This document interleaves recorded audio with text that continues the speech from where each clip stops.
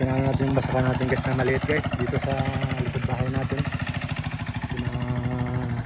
Tractor natin. Sayang kasi. Sayang kasi yung ano, ilang taon na itong nakatambak. Ilang taon na itong nakatambak siya.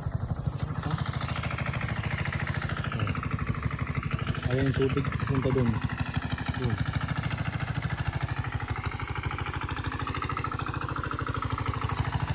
Yung ano, nakita.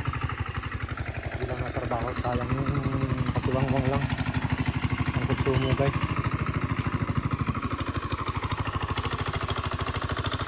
Tigas na rin yung pinaliman na natin ang saging nila. May mga saging na siya. Pagkamilawa natin taon-taon na. Nabuhat, nakumubo naman ulit yung ano. Try natin itong ano, pang konsumo lang guys, pang